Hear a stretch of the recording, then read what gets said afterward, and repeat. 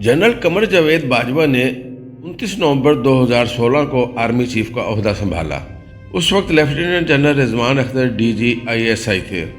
उन्हें इस ओहदे पर अभी 2 साल हुए थे। ये 7 नवंबर 2014 को जनरल ज़हीरुल इस्लाम के बाद DG बने थे। इनकी तकर्री वज़ीर आज़म मियां नवाज शरीफ ने की थी, लेकिन वज़ीर आज़म पानामा और डॉन लीक की वजह से इनसे खुश नहीं थे। चुनांचे उन्होंने जनरल बाजवा से पहली मुलाकात में जनरल रिजवान अख्तर की जगह जनरल नवीद मुख्तार को DGI लगाने की फरमाइश कर दी। लेफ्टिनेंट जनरल नवीद मुख्तार नवाज शरीफ के रिश्तेदार थे। ये मरियम नवाज के समधी चौधरी मुनीर के भांजे हैं और इनके वालिद ब्रिगेडियर मुख्तार भी फौज में थे। जनरल बाजवा ने नवाज शरीफ की सिफारिश मान ली। उन्होंने जनरल रिजवान अख्तर को NDU भिजवा दिया और वज़ीर आज़म ने लेफ्टिनेंट जनरल नवीद मुख्तार को DGI तैनात कर दिया। अहम आर्मी चीफ ने मेजर जनरल फैज़ हमीद को DGC मुकर्रर कर दिया। DGC आर्मी चीफ और DGI के बाद इस्टेब्लिशमेंट में तीसरा अहम तरीन ओहदा होता है। जनरल फैज़ हमीद के ससुर brigadier retired Mohammad Farooq general Bajwa के ससुर major general retired Ejaz Amjad के दोस्त थे। लिहाजा जनरल बाजवा और जनरल फैज़ दोनों एक दूसरे के फैमिली फ्रेंड हैं। हम आज जनरल फैज़ हमीद से लाख इख्तलाफ करें, लेकिन उनमें एक कमाल की खूबी है, ये डिलीवरी एक्सपर्ट हैं। इन्हें जो काम सौंप दिया जाए ये वो काम रिकॉर्ड मुद्दत में मुकम्मल करते हैं और उसका मलबा भी साफ कर देते हैं। एस्टेब्लिशमेंट में सियासतदानों और सियासी पार्टियों से सिर्फ DGI और DGC रब्ता करते हैं। जनरल रिजवान अख्तर ने अपने दौर में MQM को फारग करके उसके वतन से 3 पार्टियां पैदा कर दी थी। लिहाजा ये उस ज़माने में MQM एक्सपर्ट समझे जाते थे। ये NDU चले गए, लेकिन MQM से उनका रब्ता बरकरार रहा। यह रब्ता आर्मी क़यादत के नोटिस में आ गया। जनरल रिजवान को बुलाकर समझाया गया। उन्होंने वादा कर लिया, लेकिन ये बाज ना आए और MQM से मुसलसल राब्ते में रहे। चुनांचे उन्हें GHQ बुलाकर सबूत उनके सामने रख दिए गए। अब उनके पास 2 ऑप्शन थे। ये अपनी गलती तस्लीम करके माजरत करें और प्री मैच्योर रिटायरमेंट ले लें, या फिर कोर्ट मार्शल के लिए तैयार हो जाएं। जनरल रिजवान ने माजरत की और 8 अक्टूबर 2017 को प्री मैच्योर रिटायरमेंट ले ली। मेजर जनरल फैज़ हमीद ने DGC की हैसियत से काम शुरू कर दिया। मई 2017 में सोशल मीडिया और चंद टेलीविज़न चैनल्स पर खबर नशर हुई, रेंजर्स और ISI ने F11 के घर पर ऑपरेशन किया और इस ऑपरेशन में असला और रकम बरामद हुई। ये ऑपरेशन 2 हिस्सों में हुआ था। रेंजर्स पहले ऑपरेशन के दौरान गलती से नून लीग के एक अक़लियती रुकन असम्बली के घर घुस गई, लेकिन तलाशी और गिरफ्तारी के बाद मालूम हुआ ये गलत मुकाम पर आ गए हैं। ये 2017 का ज़माना था और शरीफ फैमिली ज़ेरे अताब थी। लिहाजा अक़लियती रुकन असम्बली के घर ऑपरेशन को इस मुहिम का हिस्सा समझा गया, जबकि यह गलती थी। बहरहाल किस्सा मुख्तसर, रेंजर्स दूसरे ऑपरेशन में टॉप सिटी के मालिक कंवर मुइज़ के घर पहुंच गई। इसकी फैमिली के साथ बदतमीज़ी की, जेवरात, रकम और कागजात इकट्ठे किए और मुइज़ को साथ ले गए। कंवर मुइज़ कई दिन जनरल फैज़ हमीद की हिरासत में रहे। कंवर के वकाला ने सुप्रीम कोर्ट के दरवाजे पर दस्तक दे दी। ये लोग मीडिया के पास भी गए। वो जस्टिस साकिब निसार का दौर था और साकिब निसार जनरल फैज़ हमीद के सहूलतकार और मुआविन थे। इसका मज़ीद मुख्तसर, आर्मी चीफ ने जनरल नवीद मुख्तार और जनरल फैज़ हमीद को GHQ बुला लिया और उनसे टॉप सिटी के बारे में पूछा।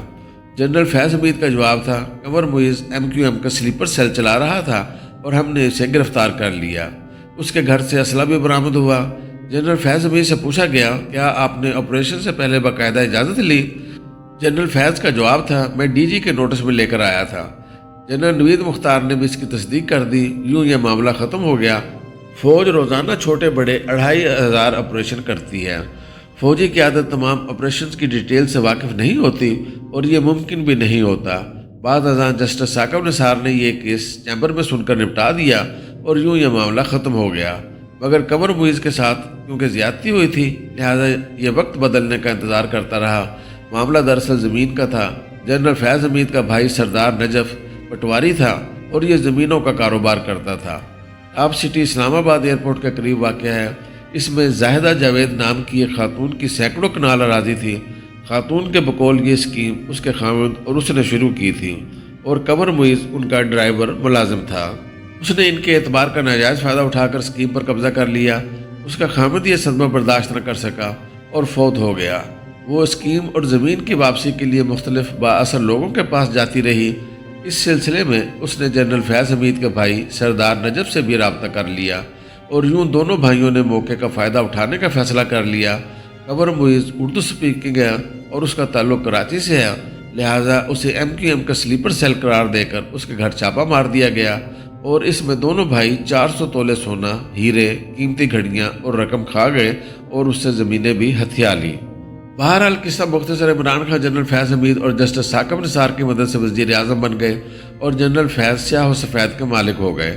جنرل عاصم منیر DGI بن گئے، لیکن عمران خان بات جنرل فیض کی مانتے تھے۔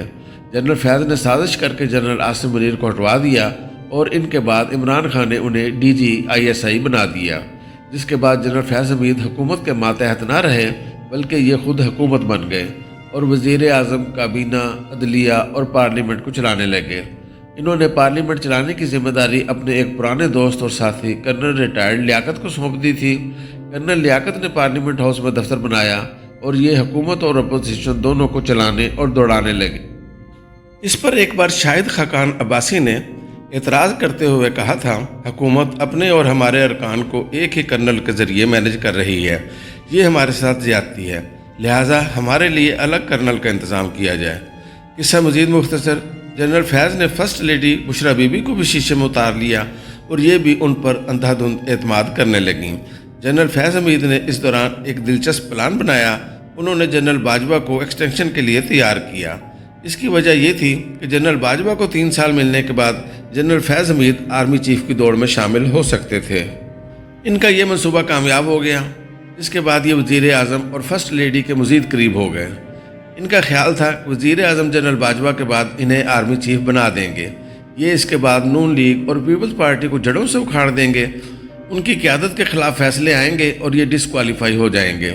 جنرل فیض 2024 میں عمران خان کو وزیر اعظم بنوائیں گے، وزیر اعظم انہیں ایکسٹینشن دیں گے اور یہ 2028 میں عمران خان کو فارغ کر کے مارشل لا لگا دیں گے اور یوں یہ صدر پیوٹن بن جائیں گے۔ یہ معاملہ اس سمت میں چل رہا تھا، لیکن پھر عمران خان کی حماقتیں سامنے آنے لگیں۔ اس نے عالمی سطح پر ملک کے لیے مسائل پیدا کر دیے۔ فوج عوام میں بھی بری طرح بدنام ہو گئی۔ فوج کی سینئر قیادت کو جنرل فیض حمید کے پلان کی بھنک بھی پڑ گئی، جس کی وجہ سے معاملات خراب ہو گئے اور فوجی قیادت نے جنرل فیض حمید کو GOHQ واپس بلانے کا فیصلہ کر لیا۔ یہ عمران خان کو منظور نہیں تھا۔ انہوں نے شور شروع کر دیا۔ انہیں بتایا گیا کہ جنرل فیض جب تک 1 سال کور کمانڈ نہ کر لیں یہ آرمی چیف کے لیے کوالیفائی نہیں ہو سکتے۔ عمران خان نے اس کے جواب میں کہا، آپ ISI کو کور ڈکلیئر کر دیں۔ انہیں بتایا گیا یہ ممکن نہیں۔ خان کا جواب تھا، ہم نے آپ کو ایکسٹینشن دینے کے لیے قانون بدل دیا تھا، آپ بھی اب جنرل فیض اور ہمارے لیے آرمی ایکٹ میں تبدیلی کر دیں۔ اس جواب کے بعد آرمی چیف اور وزیر اعظم کے درمیان تلخ کلامی ہو گئی، معاملہ نو ریٹرن تک پہنچ گیا۔ بہرحال قصہ مزید مختصر، جنرل فیض کو پشاور کا کور کمانڈر بنا دیا گیا اور جنرل ندیم انجم ان کی جگہ آ گئے۔ جنرل فیض ہٹ گئے مگر یہ PTI کے سسٹم کا حصہ رہے۔ یہ پشاور میں بیٹھ کر بشرا بی بی اور عمران خان کو مشورے دیتے رہے اور ان کی مدد بھی کرتے رہے۔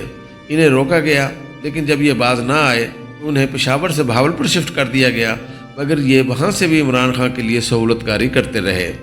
عمران خان سے قومی اسمبلی سے استعفے بھی جنرل فیض حمید نے دلوائے تھے اور خان صاحب نے پنجاب اور KP کی حکومتیں بھی ان کے مشورے سے توڑی تھیں۔ جنرل عاصم منیر کی تقرری رکوانے کے لیے لانگ مارچ کا مشورہ بھی جنرل فیض نے دیا تھا۔ PTI کی سوشل میڈیا ٹیم کو بھی یہ ہینڈل کر رہے تھے۔ انہوں نے سعودی شاہی خاندان کو جنرل عاصم منیر کے عقائد کے بارے میں بھی غلط اطلاعات دی تھیں، تاہم اس کے باوجود general Asim Munir army chief تعینات ہو گئے، جس کے بعد جنرل فیض نے ریٹائرمنٹ لے لی، لیکن انہوں نے PTI کی سہولت کاری سے ریٹائرمنٹ نہ لی۔ یہ انسائیڈر تھے، لہٰذا یہ فوج کے حساس اعصابی نظام سے واقف تھے۔ یہ جانتے تھے کہ فوج کس چیز سے زیادہ متاثر ہوتی ہے، چنانچہ انہوں نے اس حساس اعصابی نظام پر حملے شروع کر دیے۔